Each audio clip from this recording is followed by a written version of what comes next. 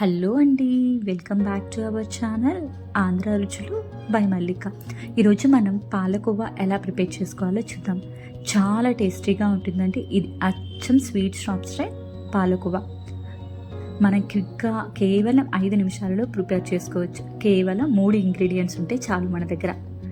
పర్ఫెక్ట్గా as టీజ్గా sweet షాప్లో ఎలా అయితే ఉంటుందో అలానే వస్తుంది. చూస్తున్నారు కదా, మీకు ఒకటి తుంచి కూడా చూపిస్తానండి.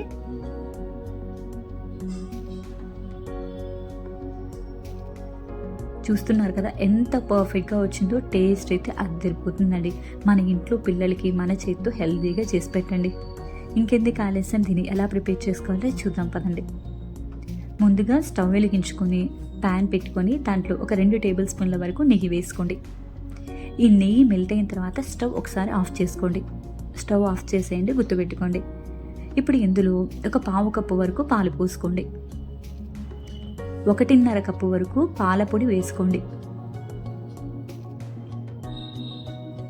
ఇప్పుడు ఇందులోనే ఒక 1/2 కప్పు వరకు షుగర్ పౌడర్ వేసుకోండి. ఇప్పుడు స్టవ్ని సిమ్లో పెట్టుకొని వీడియోలో చూపిస్తున్న విధంగా మనం వేసిన ఇంగ్రీడియంట్స్ అన్నీ కూడా కలిసేలాగా ఈ విధంగా కలుపుకోండి. స్టవ్ చాలా లోలో పెట్టుకోవాలండి, లేదంటే కనుక మాడిపోతుంది. నిదానంగా ఎక్కడా కూడా ఉండలు లేకుండా మీరు ఇది ఇలా కలుపుతూనే ఉండాలండి. కొంచెం ఓపికతో నిదానంగా ఇలా కలుపుతూ కనుక చేసామంటే పర్ఫెక్ట్గా వస్తుందండి ఈ పాలకోవా. గుర్తుంచుకోండి, నెయ్యి మెల్ట్ అయిన తర్వాత మీరు స్టవ్ ఆఫ్ చేసుకొని అన్ని ఇంగ్రీడియంట్స్ వేసిన తర్వాత మాత్రమే స్టవ్ని సిమ్లో పెట్టుకోండి. లేదంటే మిల్క్ పౌడర్ మాడిపోతుంది, ఒకసారి ఉండలుగా వచ్చేస్తుంది, సరిగా రాదు.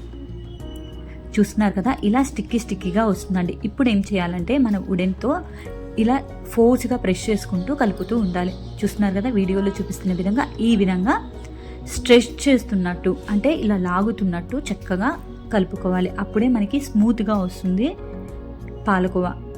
చూస్తున్నారు కదండి, వీడియోలో చూపిస్తున్న విధంగా ఇలా నీట్ చేస్తాం కదండి, ఆ విధంగా చక్కగా ఇది మొత్తం కూడా దగ్గరికి వచ్చేంత వరకు, ప్యాన్కి ఎక్కడ స్టిక్ అవ్వకుండా వచ్చేంత వరకు మనం ఇలా చేస్తూనే ఉండాలండి. అప్పుడే మనకి పర్ఫెక్ట్గా వస్తుంది. ఇది కేవలం మీకు 3 నుంచి 4 నిమిషాలు టైం పడుతుంది, అంతేనండి ఇలా అవ్వడానికి. మీకు ఇలా చేస్తూనే ఉండాలి వీడియోలో చూపిస్తున్న విధంగా.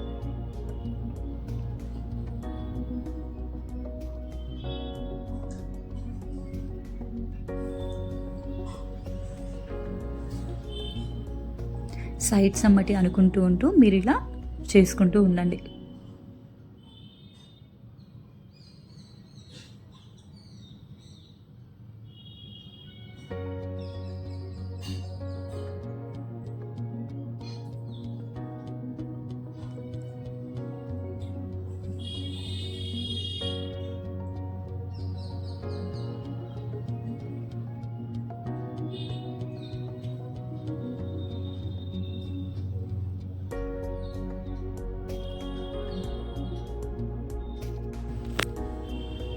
చూస్తున్నారు కదండి, ఈ విధంగా కన్సిస్టెన్సీ అనేది మనకి ఈ విధంగా ఉంటే సరిపోతుందండి. ఇప్పుడు దీన్ని స్టవ్ ఆఫ్ చేసుకొని చల్లార్చుకుందాం. ఇది చల్లారిన తర్వాత కొంచెం గట్టిపడుతుందండి. గోరువెచ్చగా ఉన్నప్పుడే మనం దీన్ని చేతికి గీ అప్లై చేసుకొని వీడియోలో చూపిస్తున్న విధంగా చిన్న బాల్స్ లాగా చేసుకొని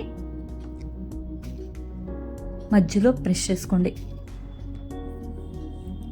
ఇందులో మీకు కావాలి అంటే కనుక డ్రై ఫ్రూట్స్ ఏమైనా యాడ్ చేసుకోవచ్చండి. నేనైతే ఇక్కడ పిస్తాతో గార్నిష్ చేసుకున్నాను. మీకు ఏ డ్రై ఫ్రూట్ కావాలంటే ఆ డ్రై ఫ్రూట్ పెట్టుకోండి, లేదు అంటే ఇలా ప్లెయిన్గా కూడా తినేసేయచ్చు. ఇలానే అన్నీ కూడా ఉండలుగా చేసుకొని గార్నిష్ చేసుకోండి. ఇవి బాగా చల్లారిన తర్వాత మనకి పర్ఫెక్ట్ టెక్స్చర్ అనేది వస్తుందండి. వేడి మీద తీసుకుంటే కొంచెం స్ట్రెచబుల్ అవుతుంది. మీకు ఇవి బాగా చల్లారిన తర్వాత తీసుకుంటే పర్ఫెక్ట్గా పాలకోవా ఎలా అయితే ఉంటుందో అలానే వస్తుంది. ఇలానే అన్నీ కూడా చేసుకోండి. చూస్తున్నారు కదండి ఎంత బాగా వచ్చినాయో. చాలా సింపుల్ అండి. మీకు కనుక ఈ రెసిపీ నచ్చినట్టయితే ఒకసారి మీరు కూడా ట్రై చేసి ఎలా వచ్చిందో కామెంట్ చేయండి. అండ్ మరిన్ని ఇలాంటి హెల్తీ అండ్ టేస్టీ రెసిపీస్ కోసం మన ఛానల్ని సబ్స్క్రైబ్ చేసుకొని కింద ఉన్న బెల్ బటన్ని ప్రెస్ చేయండి. Thank you all for visiting us.